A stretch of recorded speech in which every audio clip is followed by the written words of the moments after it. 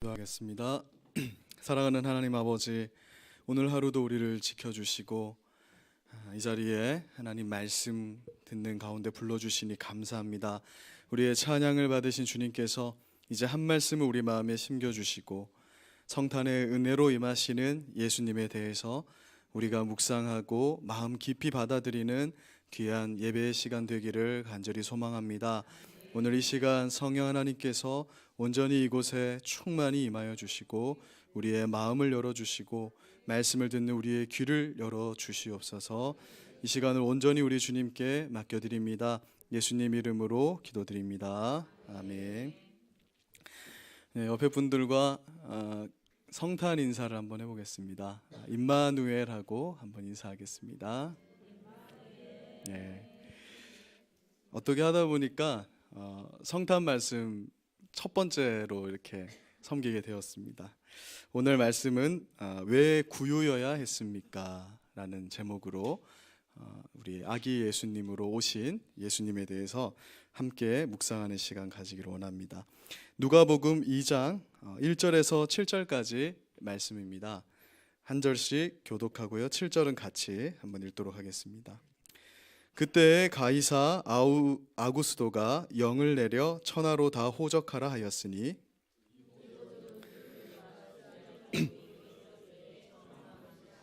모든 사람이 호적하러 각각 고향으로 돌아가매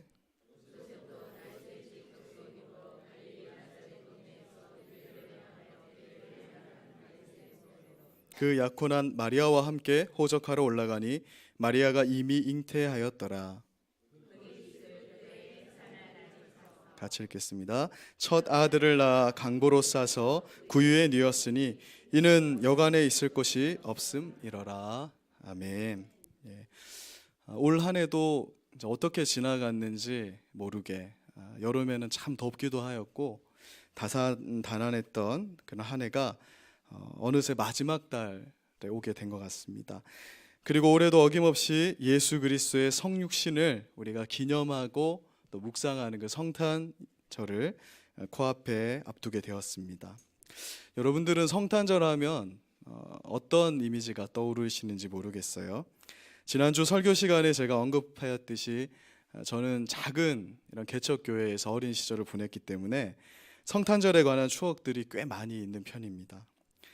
성탄절 당일보다는 성탄 전날이 클라이맥스를 할 수 있죠. 그래서 이 성탄절을 앞두고 3, 4, 5 모여서 연극을 준비하고 성탄절 전날 밤에 발표회를 했던 그런 생각도 많이 나고 그리고 발표회를 마치면 예쁜 크리스마스 카드를 그때는 준비를 했습니다. 그래서 교인들과 함께 나누고 또 선물 교환식을 이렇게 했었어요. 그런 기억이 참 많이 납니다. 교회가 작다 보니까 전교인이 학생 어린아이부터 어른까지 다 이렇게 선물 하나씩을 나눠 가졌는데 그때 제가 잊을 수 없는 기억이 그때는 라면 박스가 되게 컸었거든요. 그 라면 박스를 신문지로 이렇게 포장을 하는데 그 안에는 연탄 한 장을 이렇게 넣어가지고 그렇게 선물로 내놓았던 그런 기억이 있습니다. 그러니까 그 선물을 이제 누가 받으면 좀 약이 오르는 거죠.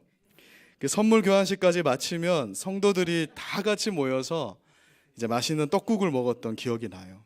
그래서 당시 우리 교회에 연옥 권사님이나 강혜정 권사님 같이 요리를 아주 잘하시던 그 박 집사님이라는 분이 계셨어요. 그분이 해주시던 그 된장국, 그 떡국 맛을 아직 잊지를 못합니다. 특별히 들어간 것 없는데 굉장히 맛있었어요. 그래서 떡국 한 그릇 먹고 나면 어른들은 이제 집으로 돌아가고 이제 학생들은 이제 남아서 밤새 이제 게임을 하면서 놀기 시작하는데 이날은 1년에 딱 한 번 집에 가지 않고 밤새 교회에서 놀아도 되는 그것이 허용되는 날이었습니다. 그래서 그때는 보드게임도 없고 스마트폰도 없는데 007빵하고 닭다리 잡고 삐약삐약 또 전기 게임 하면서 이제 자매님 손도 한번 잡아보고 그러면서 이렇게 감기는 눈을 애써 붙잡고 한 새벽 5시쯤 되면 이제 새벽송을 도는 거예요. 몇 안 되는 교인들이었지만 교인들 집 앞으로 가서 캐롤성을 부르면 불이 다 켜져요. 그리고 이제 과자를 포대에다 담아주는데 그러면 한 포대 가득 과자를 담고 교회로 돌아와서 그거 먹고 이제 성탄 예배 때까지를 기다리는 거예요. 그러니까 성탄절 날 한 10시쯤에 성탄 예배를 하는데 꼬박 이제 밤을 새는 거죠. 그러니까 이제 마치고 점심 먹고 집에 가면 자는 거예요. 그러니까 성탄절은 실질적으로 거의 자다가 끝나고, 이제 밤에 눈을 떠보면 항상 제 기억에 천지창조 아니면 쉽게 예수님의 생애를 다루는 기독교 영화가 TV에 방송되고, 그렇게 다음 날부터 이제 방학이니까 기쁨으로 맞이했던 기억이 납니다. 제가 이제 말씀을 준비하면서 저의 어린 시절 크리스마스가 어땠는가 이렇게 좀 돌아봤는데, 참 재밌던 추억이 많은데 안타깝게도 정작 예수님은 좀 빠져 있는 듯한 그런 느낌. 분명히 교회의 어떤 축제인데 예수님이 빠져 있고, 예수님은 뒤로 물러나서 성탄을 축하했었다라는 생각이 많이 들더라고요. 우리 경주 선교교회의 2018년 성탄절도 우리가 정신을 바짝 차리지 않으면 예수님은 절로 이제 멀리 있고, 우리끼리 시끌벅적하고 분주한 그런 추억의 성탄절이 될 수도 있겠구나라는 생각을 하게 됐습니다. 그리고 말씀을 준비하면서 성탄절에 대해서 묵상할 때 하나님께서 이런 마음을 주시더라고요. 이번 성탄절은 정말 말씀이 있는 성탄절이 되어야겠다. 말씀이 있어야 성탄의 은혜가 온전히 임할 수 있다라는 그런 마음을 주셨습니다. 누가복음 2장 10절을 보니까 천사들이 밤에 밖에서 자기 양떼를 지키던 목자들에게 큰 기쁨의 좋은 소식을 전해줬다, 이렇게 말씀을 해요. 성탄의 의미가 희석되지 않고 예수님 중심의 성탄을 맞이하기 위해서는 말씀이 가득한 성탄이 되어야 하는 줄로 믿습니다. 그래서 이번 성탄절에 오늘부터 이제 시작이니까 이 성탄의 말씀을 다시 한번 가득 우리가 묵상하고 예수님에 대해서 깊이 있게 묵상하는 이번 성탄절이 되시기를 주님의 이름으로 축원합니다. 오늘 본문 말씀은 지금으로부터 약 2000년 전쯤에 로마의 지배를 받고 있던 이스라엘을 배경으로 하고 있습니다. 당시 황제의 이름은 아우구스투스. 근데 아우구스도 이렇게 이제 옛날 번역하신 분들이 발음이 안 되니까 아우구스도 했는데, 아우구스도라고 외국인에게 말하면 아무도 못 알아듣습니다. 아우구스투스, 카이사르의 후계자라는 이름에서 카이사르 아우구스투스 하는데 이제 우리말로 이제 가이사 아우구스도 이렇게 되어 있죠. 로마의 초대 황제로 실제 이름은 옥타비아누스였습니다. 한 장 넘겨주시면 이렇게 생기신, 로마 제국의 황제, 이렇게 생기신 분인데, 그가 황제가 되면서 이제 나는 존엄한 자다, 그래서 이제 아우구스투스라는 이름을 가지게 되었습니다. 이 카이사르 아우구스투스가 로마에 속한 모든 사람에게 각자 고향에 가서 호적 등록을 하라는 그런 명령을 내리게 됩니다. 아우구스투스가 세금을 좀 더 용이하게 거두기 위한 방안으로 인구조사 명령을 내렸는데, 이것은 마치 일본이 우리나라의 토지조사 사업을 하면서 세금 징수를 용이하게 하려고 했던 것과 아주 비슷한 그러한 일이었다고 생각하면 될 것입니다. 이런 것을 볼 때 표면적으로는 그 시대의 강한 자가 역사를 주도하는 것처럼 보이는 것이죠. 그러나 이 일을 통해서 나사렛에서 태어날 뻔한 예수님께서 성경 구약의 예언처럼 베들레헴에 태어나게 되었으니, 사실 모든 역사는 하나님 안에, 하나님의 섭리 안에 있는 것을 또 우리가 발견하게 되는 것입니다. 당시 마리아가 성령의 잉태하게 하심으로 말미암아 예수님을 임신하고 있는 상태, 아마 만삭이었던 것 같아요. 마리아는 곧 아이가 나올 것 같은 그런 만삭의 몸이었지만 로마 황제의 칙령 때문에 어쩔 수 없이 길을 나서게 됩니다. 갈릴리의 나사렛에서 베들레헴까지 가는데요. 한 장 넘겨주시면, 이렇게 이제 한 장 더 넘겨주시면 이렇게 길을 가는데, 이 길이 한 150km 정도 됩니다. 경주에서 거리를 계산해 보니까 예전에 우리 사라가 다녔었던 예천 학교가 있는 예천까지의 거리 정도가 되는 것 같아요. 그래서 아마 걸어서 간다면 만삭의 아내였기 때문에 아마 천천히 시간을 두고 갔을 거기 때문에 한 3, 4일은 좋게 걸리는 그러한 길이었다라는 것을 알게 됩니다. 당시 빵집이라는 뜻을 가진 베들레헴이라는 이 동네는 아주 작은 동네였어요. 그리고 인구조사는 마리아와 요셉 부부에게만 명해진 것이 아니라 많은 사람들에게 명해진 것이었기 때문에 많은 사람이 이 작은 마을에 한꺼번에 모여들게 되었을 것입니다. 그리하여서 급기야 마리아가 예수님을 출산할 만한 그런 마땅한 장소를 구하지 못하게 되었다라고 성경은 말하고 있습니다. 사실 우리가 흔히 생각하는 것처럼 요셉과 마리아가 여관과 같은 숙박시설을 구하지 못했던 것은 아닐 것입니다. 왜냐하면 당시 베들레헴이라는 작은 마을에 숙박시설이 있기가 만무한 거예요. 우리도 뭐 특별히 관광지가 아닌 시골 마을에 여관이 있고 이렇지는 않잖아요. 아마도 요셉과 마리아는 친척 집에 유아였을 것인데 사람들이 한꺼번에 작은 마을에 모이다 보니까 어떤 장소를 구하지 못했냐면 아이를 낳을 장소를 구하지 못한 것으로 보입니다. 그러니까 아이를 낳으려면 특별한 장소가 있어야 되는데 사람들 많이 모여 있는데 거기서 아이를 낳을 수는 없잖아요.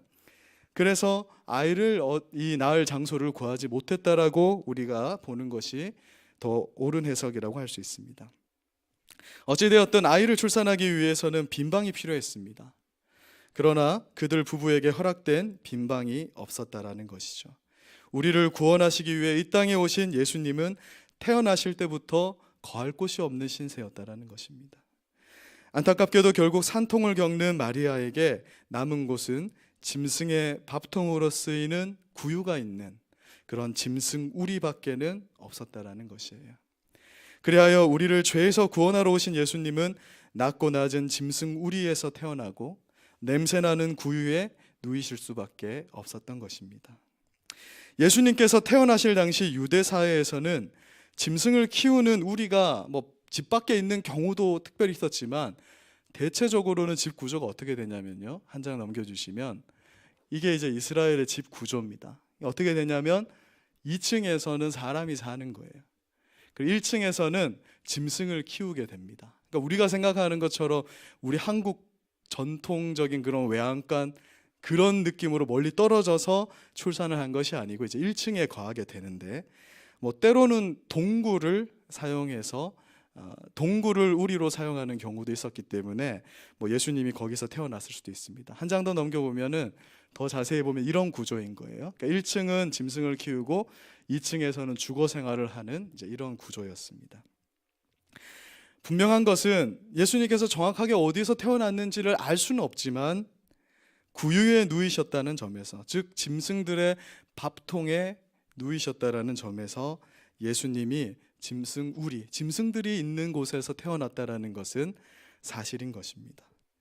세상의 그 어떤 곳도 하늘 보좌를 가지신 그 예수님을 모시기에 부족할 텐데 예수님은 왜 아무도 눕지 않는 그런 곳에 누이셔야 했던 것일까?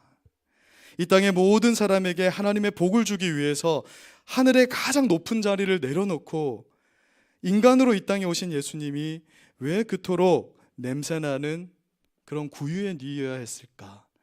그것을 우리가 크리스마스 때가 되면 함께 묵상해 봐야 되는 주제인 것이죠. 구약 성경은 이미 우리 예수님께서 이처럼 낮은 모습으로 우리에게 임하실 것이다, 이렇게 천한 모습으로 우리에게 오실 것이라고 예언하고 있습니다. 우리 이사야 53장 2절에서 3절까지 말씀 같이 읽어보겠습니다. 시작.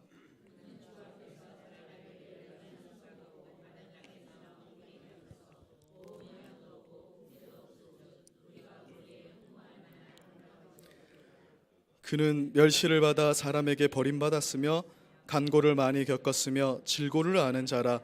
마치 사람들이 그에게서 얼굴을 가리는 것 같이 멸시를 당하였고 우리도 그를 귀히 여기지 아니하였도다.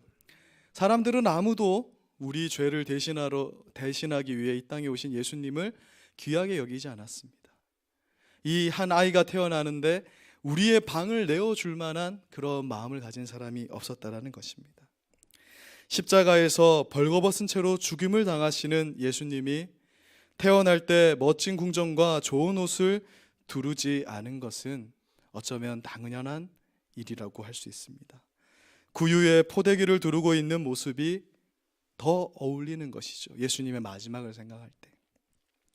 무덤도 다른 이의 무덤을 빌려서 장사되신 예수님이 가장 비천한 짐승우리에서 태어나신 것은 어쩌면 당연한 일이었다라고 볼 수 있습니다. 태어나서 낡은 보자기에 쌓여진 예수님은 자라면서는 가장 비천한 직업인 목수의 옷을 입으셨고 또 다른 가장 비천한 직업을 가진 어부들과 어울리셨으며 낮은 계층의 사람들이 그의 제자가 되었습니다. 마태복음 8장 20절에서 예수님은 이렇게 말씀합니다. 여우도 굴이 있고 공중의 새도 거처가 있는데 인자는 머리 둘 곳이 없다. 예수님은 이 땅에 계시는 동안 집도 없이 그렇게 떠돌이 생활을 하신 것입니다. 이렇듯 예수님은 낮고 낮은 자의 모습으로 오셨기 때문에 누일 곳이 없었다라는 거예요. 좋은 그런 침대, 아이들이 누울 만한 그런 따뜻한 공간이 없었습니다. 그분이 누일 곳은 짐승들이 밥통으로 쓰는 그런 구유밖에는 그분이 누일 곳이 없었다. 그만큼 그분은 비천한 모습으로 이 땅에 오신 것입니다. 그런데 여러분, 여기에 복음이 있는 것입니다. 예수님께서 이렇게 낮고 낮은 모습으로 우리에게 다가오셨기 때문에 우리에게 이제 희망이 있는 거예요. 짐승들이 거하는 우리이기 때문에 놀라운 일이 벌어지게 되었습니다. 예수님께서 구유에 계셨기 때문에 동방박사와 같은 학자들뿐만 아니라 가난한 목자와 목동들도 예수님을 뵈러 올 수 있었던 것이에요. 즉 예수님은 마국간에서 태어나셨기 때문에 모든 사람의 구주가 될 수 있었던 것입니다. 실제로 예수님은 무엇이라 말씀합니까? 우리 마태복음 11장 28절을 같이 읽어보겠습니다. 시작. 수고하고 무거운 짐진 자들아 다 내게로 오라 내가 너희를 쉬게 하리라. 예수님께 나아오는데 제약이 있는 사람은 아무도 없다. 예수님에게 다가가는 것에는 어떠한 제약도 없다라는 것입니다. 냄새나는 짐승우리에 계시는 예수님께 찾아가지 못할 사람은 아무도 없어요. 여러분, 우리가 문재인 대통령을 만나러 간다고 해보십시오. 그분이 우리를 만나주지도 않을 겁니다. 그렇죠? 내가 만나고 싶다 해도 높은 사람은 갈 수가 없는 것이죠. 그러나 이 짐승 우리에 계신 예수님은 내가 마음만 먹으면 언제든 찾아갈 수 있는 것입니다. 내가 귀찮아서 못 가면 못 가지. 우리 예수님께 나아가는데 어떠한 제약도 없다라는 것입니다. 그래서 이 본문의 메시지는 우리에게 다음과 같이 선포합니다. 다른 사람에게 멸시를 받는 자들도 다 짐승우리에 태어나신 예수님께 나아오십시오. 죄인이라 손가락질 받으며 사람 취급도 받지 못하는 세리와 창녀들도 다 짐승우리에서 태어나신 예수님께 나아오십시오. 도둑질하는 자, 술주정뱅이들, 그런 모든 사람들 다 짐승우리에 태어나신 예수님께 나아오십시오. 이것이 바로 구유에 누이신 예수님의 우리를 향한 복음의 메시지였다라는 거예요.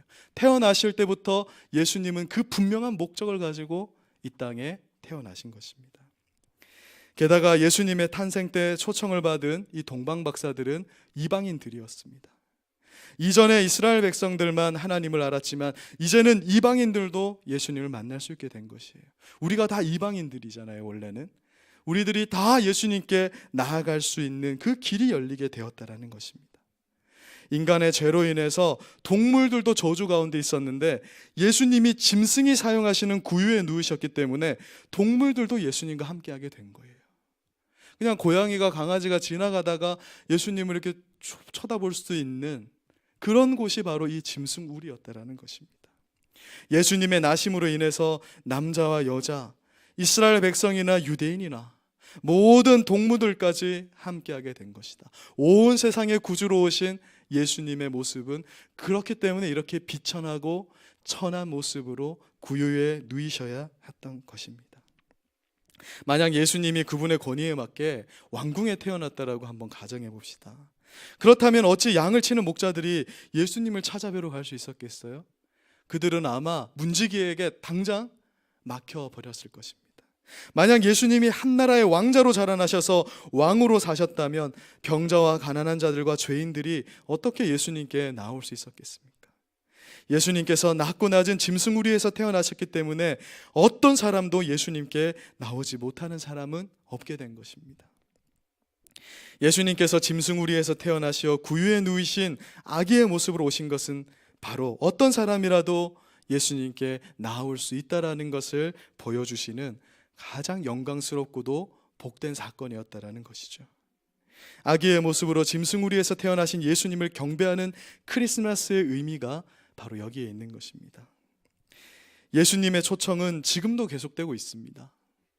지금도 예수님은 어떤 죄를 가졌거나 또한 어떤 비천한 상황에 놓여 있거나 어떠한 사람이라도 당신에게로 초청하고 계시잖아요.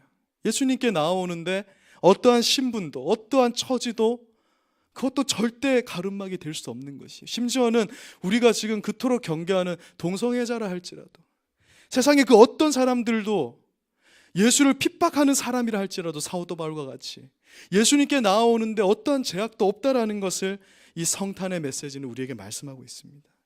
그러나 예수님이 태어나실 때 예수님을 위한 방이 없었던 것처럼 지금도 예수님을 위한 방이 없는 것 같아요. 멋진 궁전에도, 청와대에도, 심지어 이 교회에도 예수님을 위한 방이 없는 것만 같습니다. 더 큰 문제는 우리 속에 과연 예수님을 위한 방이 있는가라는 거예요. 예수님이 거하셔야 하는데 예수님을 위한 방이 되어야 할 곳에 다른 것들로 가득 채워져 있어서 정작 예수님은 받아들일 수 없는 모습이 우리의 모습이 아닌가. 여러분들 속에 크리스마스를 앞두고 예수님을 모셔드릴 만한 그런 방이 있습니까? 이 세상 어디에도 거하실 곳이 없는 예수님을 맞이할 방이 우리에게 있는지 정말 점검해 봐야 할 때인 것 같습니다. 어떤 분들은 이렇게 말할지도 모릅니다. 제 마음에 예수님을 위한 방이 있지만 저는 너무도 낮고 천한 사람입니다. 그런데 어떻게 예수님이 저의 마음에 오실 수 있겠습니까? 그러나 걱정하지 마십시오. 짐승우리와 같은 그 낮고 천한 곳에서 예수님이 태어나셨습니다. 어떤 분들은 이렇게 말할지 모르겠어요. 제 마음은 죄악으로 인해서 악취가 진동합니다. 제 마음은 마귀의 소굴과도 같아요. 방은 있지만 어떻게 이런 곳에 예수님이 들어올 수 있겠습니까? 그러나 그것 또한 걱정하지 마십시오. 예수님이 누이신 구유도 짐승들의 오물로 인해서 악취가 진동하던 곳이었어요. 예수님이 마구간에서 태어나셨기 때문에 그 어떤 핑계도 통하지 않는 것입니다. 우리는 그저 우리 마음에 가장 좋은 방을 그냥 비워드리면 되는 거예요. 예수님은 그 방에 기꺼이 임하셔서 우리의 삶을 당신의 복으로 충만하게 해주기를 원하시는 것입니다. 이번 크리스마스를 앞두고 예수님은 저와 여러분에게 다음과 같이 말씀합니다. 우리 함께 요한계시록 3장 20절 말씀을 읽어보겠습니다. 시작. 볼지어다 내가 문 밖에 서서 두드리노니 누구든지 내 음성을 듣고 문을 열면 내가 그에게로 들어가 그와 더불어 먹고 그는 나와 더불어 먹으리라. 아멘. 짐승우리에서 태어나시고 구유에 누이신 예수님으로 인해서 이제 우리의 모습은 정말 아무런 상관이 없어져 버렸습니다. 작고 낮은 내가 할 일은 우리 마음의 방에 문을 두드리시는 그 예수님께 문을 열어드리는 일뿐입니다. 심지어 우리는 우리 방을 정돈할 필요도 없어요. 우리가 다른 손님들을 맞이할 때는 방을 깨끗이 이렇게 청소를 해야 되잖아요. 그러나 예수님 말씀합니다. 내가 악취나는 곳에 임하였다. 그냥 나를 그대로 받아들이면 된다. 우리 마음의 방에 그냥 예수님을 모셔드리기만 하면 된다라고 말씀합니다. 그러면 그 방이 변화되게 되는 거예요. 깨끗하게 정돈되게 됩니다. 예수님이 오시기 전에 그 일을 하려고 하는 것이 아닙니다. 예수님을 마음에 모셔드릴 때 그런 일이 일어나요. 그 옛날 베들레헴의 천한 짐승우리가 가장 영광스러운 장소로 변했던 것과 같이 우리가 이 예수님께 우리의 마음을 내어드리면 우리의 삶과 이 우리의 존재 자체가 가장 영광스러운 하나님의 처소가 되는 것입니다. 그것이 바로 성탄의 메시지예요. 우리 중에는 이미 이 일이 일어난 사람들도 있죠. 그리고 아직 그렇지 못한 사람들도 있을 것입니다. 아직 예수님이 내 마음에 영접하지 않은 것만 같아 이렇게 생각하시는 분들은 오늘 말씀을 듣고 예수님께 기도하면 됩니다. 우리가 예수님 오시옵소서 이렇게 막 12시간 기도할 필요가 없다고 말합니다. 왜? 예수님은 문 밖에 바로 지금 문을 두드리며 계시는 거예요. 그러니까 문을 바로 열면 그 앞에 계신다. 우리가 용을 쓰고 금식을 해야 우리에게 임하시는 분이 아니라고 말씀하지 않습니까? 내 마음이 아무리 더러워도, 내가 지금 죄악으로 찌들어 있어도, 내 지금 상황은 절대 지금 교회 나올 상황이 아니고 나 하나님 믿을 만한 상황 아닌데 상관이 없다라는 거예요. 예수님, 이 작고 비천한 나의 마음에도 임해 주실 수 있다면 저의 마음을 열어드리겠습니다. 제 마음의 방에 오셔서 왕이요 주인이 되어 주십시오. 이렇게 기도하면서 주님을 받아들일 때 주님은 임하시겠다라고 약속합니다. 또한 이미 예수님을 마음의 방에 모셔드렸지만 예수님이 마음의 방의 주인이 아니신 분들은 오늘 말씀을 통해서 예수님을 다시 한번 마음의 주인으로 가득 영접하시기를 바랍니다. 오늘 이 계시록 3장 20절 말씀은요, 이미 예수님을 아는 교회에게 주신 말씀이잖아요. 우리가 하나님을 믿고 있지만, 예수님을 믿고 있지만 예수님을 밖에 세워놓고 예수님과 상관없이 살아가는 경우가 많이 있습니다. 그러한 자들에게 예수님은 다시 한번 말씀합니다. 내가 너와 함께 살고 싶다. 내가 너와 함께 먹고 싶다. 내가 너와 함께 동행하고 싶다라고 말씀하는 거예요. 그것을 위해서 우리 예수님은 비천한 모습, 마국간, 말들이 사는 곳, 짐승이 사는 그 우리에서 태어나신 것입니다. 그 예수님께 나아가지 못할 사람은 아무도 없는 것입니다. 말씀을 마무리하겠습니다. 사랑하는 성도 여러분, 우리가 오늘 성탄 말씀을 통해서 마음에 깊이 새기는 것이 바로 이것입니다. 우리가 다른 것 다 정말 내려놨으면 좋겠어요. 우리가 좀 자격이 되고 내가 뭘 좀 해야 하나님이 나를 받아주지 않을까? 내가 뭘 좀 잘해야 내가 예수님께 나아갈 수 있지 않을까? 이런 생각은 전부 그냥 필요 없는 장애물인 것 같습니다. 우리를 위해서 낮고 낮은 모습으로 이 땅에 오신 예수님은 우리에게 말씀합니다. 예수님께서 구유에 누이셨기 때문에 예수님께 나아가지 못할 사람은 아무도 없다라는 거예요. 우리는 먼저 이 은혜를 깨닫고 이제 사람들에게 이 복된 소식을 전하는 자들 아닙니까? 당신이 어떤 상황이라도 예수님께 나올 수 있습니다. 당신이 어떠한 모습이라도 예수님 지금 문 앞에서 기다리고 계십니다.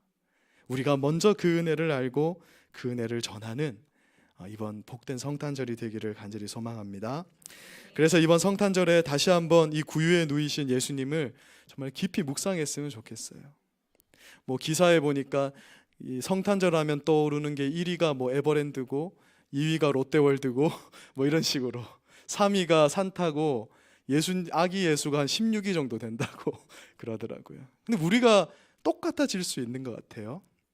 우리가 정말 이번 성탄절에는 구유에 누이신 예수님을 깊이 묵상했으면 좋겠습니다. 우리를 위해서 다른 것은 다 내려놓고 하늘 보좌를 버리시고 이 땅에 비천한 모습으로 오신 그 예수님에 대해서 정말 깊이 있게 그 말씀을 묵상하는 이번 성탄절이 되었으면 좋겠습니다.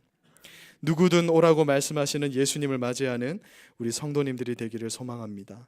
그리고 그 예수님을 온 마음으로 경배하며 받아들이고 그 기쁜 소식을 우리 이웃들에게 전하는 우리들의 모습이 되기를 주님의 이름으로 소망합니다.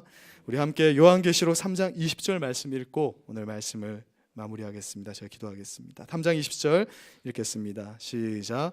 볼지어다 내가 문 밖에 서서 두드리노니 누구든지 내 음성을 듣고 문을 열면 내가 그에게로 들어가 그와 더불어 먹고 그는 나와 더불어 먹으리라. 아멘. 기도하겠습니다.